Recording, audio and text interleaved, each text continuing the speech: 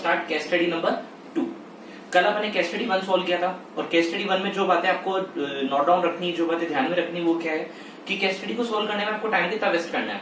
Max to max case study को read करने में टाइम लगाना है 2 मिनट्स का। केस स्टडी को हमेशा बॉटम से पढ़ना स्टार्ट करना है, ऊपर पढ़ने पे इतना फोकस नहीं करना है। जो केस स्टडी मैं आपको करा रहा हूं minimum 20 to 30, in case study को तो आपको कंप्लीटली करके जाना है क्योंकि ये वेरी वेरी इंपॉर्टेंट है। इनमें से या इनसे रिलेटेड एग्जाम में टॉपिक आने के फुल ऑन चांसेस है। उसके अलावा भी टाइम कंज्यूमिंग बीएसटी में बहुत ध्यान रखना होता है क्योंकि बीएसटी का पेपर क्या आता है, लेंदी आता है। तो मैं आपको नेक्स्ट वीडियो में ये भी बता दूंगा कि बीएसटी के पेपर को सॉल्व कैसे करना है, कितना टाइम कंज्यूम किस क्वेश्चन पे करना है। चलो नाउ अभी दूसरी बातें सब बाद में, पहले इस केस स्टडी पे फोकस करते हैं। केस स्टडी नंबर 2 आपके सामने है। मैंने इसके स्क्रीनशॉट आपके ग्रुप में भेज चुका हूं। पहले स्क्रीनशॉट पढ़ लेना क्योंकि इस पे क्लियरिटी में थोड़ा इतना क्लियर दिख नहीं रहा है, ठीक है। तो स्क्रीनशॉट आपको मिल जाएगी, ओके। अब कभी भी पहले इस केस स्टडी को आपको रीड नहीं करना है। ये जो ऊपर 5 to 6 लाइन गिवन है ना, इसको आपको रीड नहीं करना है। आपको रीड करना है नीचे 2 क्वेश्चन को। आपको रीड किसको करना है, नीचे 2 क्वेश्चन को। चलो आ जाओ रीड करते हैं बहुत ध्यान से। और मैं ये एज्यूम करके चल रहा हूँ कि आपका चैप्टर नंबर 1 और आपका चैप्टर नंबर कोर्स एक बार कम से कम आप रीड कर चुके हो, ओके। क्वेश्चन बहुत ध्यान से देखना student. Which objective of management is not achieved by manager? एक बार वापस, which objective of manager? जैसे ही एग्जाम में क्वेश्चन आए आपको एक वर्ड ध्यान देना है। क्या वर्ड? Objective of management. और अगर आपने स्टडी कर रखी है तो आपको ऑब्जेक्टिव ऑफ मैनेजमेंट वर्ड पढ़ते ही पता चल जाएगा कि ये चैप्टर नंबर 1 का क्वेश्चन है। क्या लिखा है word? Which objective of management. जैसे ही ऑब्जेक्टिव ऑफ मैनेजमेंट वर्ड पढ़ा आपने, आपको ये चीज का आइडिया हो जाएगा कि ये चैप्टर नंबर 1 का क्वेश्चन है। और बिना कुछ आगे पढ़े आपको बस केवल एक ही ध्यान रखना है, माइंड में रिवाइज करो कि कितने ऑब्जेक्टिव थे मैनेजमेंट के। ऑब्जेक्टिव ऑफ मैनेजमेंट थे 3, ऑर्गेनाइजेशन, सोशल और पर्सनल। एक बार वापस, ऑब्जेक्टिव ऑफ मैनेजमेंट कितने थे याद करो साथ साथ, ऑर्गेनाइजेशन, सोशल और पर्सनल। 3 ऑब्जेक्टिव ऑफ मैनेजमेंट आपको यहाँ पे पता चल गया। मतलब ऊपर की केस स्टडी पढ़ने के बाद अब आपको ये फाइंड आउट करना है कि इसमें कौन सा ऑब्जेक्टिव, ऑर्गेनाइजेशन, सोशल या पर्सनल, कौन सा अप्लीकेबल नहीं हुआ है। ट्रिक को ध्यान से समझना। पहले नीचे की पढ़ना है आपको, उसके बाद ऊपर का पढ़ना है। नीचे की दोनों पॉइंट पढ़ने के बाद पहला क्वेश्चन पढ़ते हैं अपन को पता चल गया कि क्वेश्चन ने क्या पूछा है, ऑब्जेक्टिव ऑफ मैनेजमेंट। और अपन को अच्छी तरीके से याद होना चाहिए कि ऑब्जेक्टिव ऑफ मैनेजमेंट होते हैं 3, ऑर्गेनाइजेशन, सोशल और पर्सनल। अब इसको पढ़ के अपन को ये पता करना है कि इसमें कौन सा अचीव नहीं हुआ है। चलो आगे, सेकंड क्वेश्चन, कौन सी ऐसी वैल्यू है जो मैनेजर ने इग्नोर की है, which any one value ignored bye manager. ये भी चैप्टर नंबर 1 से रिलेटेड ही क्वेश्चन है। एक चीज जो मैं आपको कॉमन सी चीज है, बहुत इंपॉर्टेंट चीज है, वो याद रखने लायक बता देता हूँ कि केस स्टडी के नीचे हमेशा 2 या 3 क्वेश्चन पूछेगा आपसे। केस स्टडी के नीचे मैक्स टू मैक्स 2 या 3 क्वेश्चन पूछेगा आपसे। और एक क्वेश्चन भी अगर आपको 2 में से एक भी आइडेंटिफाई हो जाएगी चैप्टर कौन से का है, तो दूसरा क्वेश्चन भी उसी चैप्टर से रिलेटेड होगा। ये आपको कभी भी नहीं मिलेगा कि एक चैप्टर तो एक क्वेश्चन प्लानिंग का है, दूसरा ऑर्गेनाइजिंग का है, या एक प्रिंसिपल ऑफ मैनेजमेंट का है, दूसरा स्टाफिंग का है, एक किसका है, एक किसका नहीं। आपको हमेशा एक ही चैप्टर से रिलेटेड क्वेश्चन मिलेंगे। अब आ जाओ, क्वेश्चन अपन ने पढ़ लिया कि objective of management, chapter number 1 पे पता चल गया। ऑब्जेक्टिव ऑफ मैनेजमेंट अपने माइंड में आ चुके हैं कि 3 ऑब्जेक्टिव ऑफ मैनेजमेंट होते हैं। रिपीट करो साथ साथ, ऑर्गेनाइजेशन, सोशल, पर्सनल। मतलब इस केस स्टडी में आंसर तो अपन को पता चल गया कि आंसर या तो ऑर्गेनाइजेशन होगा, या सोशल होगा, या पर्सनल होगा। अब केस स्टडी को पढ़ने के बाद अपन को उन तीनों में से एक को आइडेंटिफाई करना है। अब सर केस स्टडी रीड कैसे करनी है? केस स्टडी बिना ब्रेक के, केस स्टडी बिना ब्रेक के कंटिन्यूअसली आपको रीड करनी है।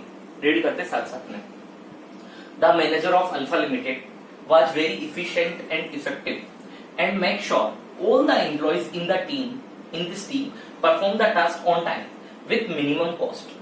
The main focus is on cost cutting, so he never listened to the demand of worker for increasing the wages.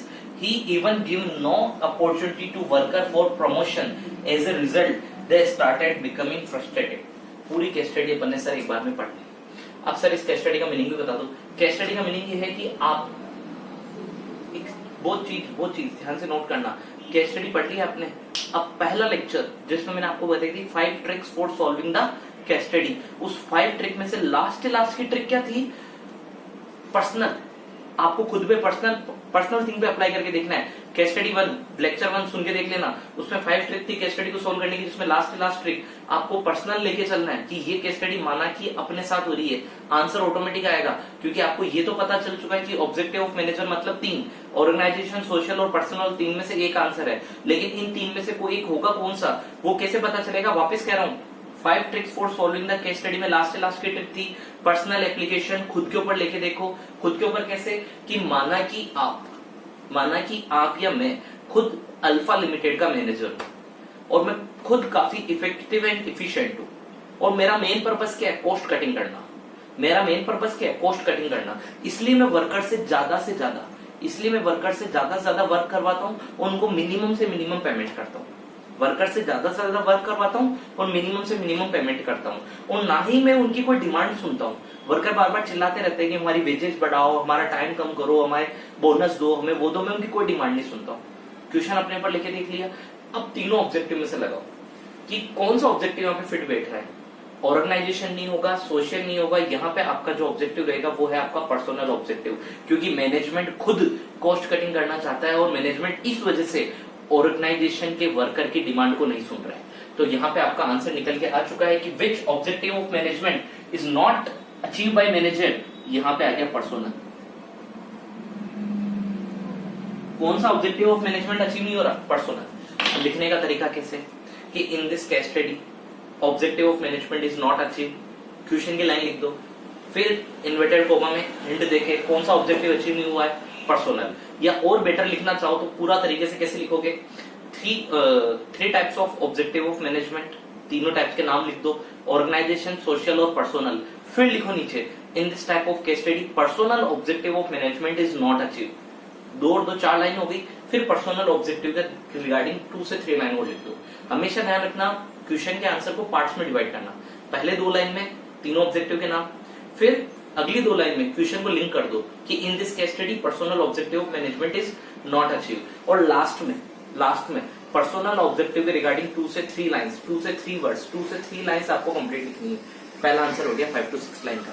अब एक चीज आपने नोट करना बच्चों की, क्या चीज नोट है? अगर आप इसको बॉटम से स्टार्ट नहीं करते, मतलब लास्ट की लाइन नहीं पढ़ते कि ऑब्जेक्टिव ऑफ मैनेजमेंट क्वेश्चन ने पूछा है, तो जब भी आप एक केस स्टडी पढ़ते हैं ना, आपका दिमाग बार बार घूमता। दिमाग कैसे घूमता? कभी तो इसको पढ़ के लगता है कि अच्छा ये हेनरी फ्यूल के प्रिंसिपल है, कभी लगता है प्लानिंग का क्वेश्चन है, कभी लगता है कंट्रोलिंग का क्वेश्चन है, कभी लगता है चैप्टर नंबर 1 का क्वेश्चन है। और एक बार अगर आप चैप्टर चूज करने में मिस कर दिया, एक बार आपने चैप्टर चूज करने में मिस कर दिया कि चैप्टर नंबर 1 का क्वेश्चन है, आप कंट्रोलिंग में चल गए, चैप्टर नंबर 1 का क्वेश्चन है चैप्टर 2 में चल गए, चैप्टर नंबर 1 का क्वेश्चन है आप प्लानिंग में चल गए, मार्क्स जीरो। क्वेश्चन को बॉटम से स्टार्ट करना है। पहला आंसर अपना हो चुका है कि ऑब्जेक्टिव ऑफ मैनेजमेंट कौन सा अचीव नहीं हुआ है? पर्सोनल। सेकंड पढ़ना, state any one value ignored by the manager. कौन सी वैल्यू इग्नोर की है मैनेजर ने? वैल्यू कौन सी इग्नोर की है? कौन सी ऐसी बात है जो मैनेजर ने गलत की है? क्वेश्चन केस बहुत ध्यान से पढ़ा अपन ने कि मैनेजर कॉस्ट कटिंग करना चाहता है, वर्कर की डिमांड नहीं सुन रहा, ना उनकी वेजेस बढ़ा रहा है, उनसे ज्यादा काम कर रहा है, मतलब मैनेजर वर्कर पे अत्याचार कर रहा है, मतलब मैनेजर वर्कर की बिल्कुल नहीं सुन रहा है, मतलब मैनेजर वर्कर के साथ गलत कर रहा है। तो यहाँ पे कौन सी वैल्यू इग्नोर की है मैनेजर ने?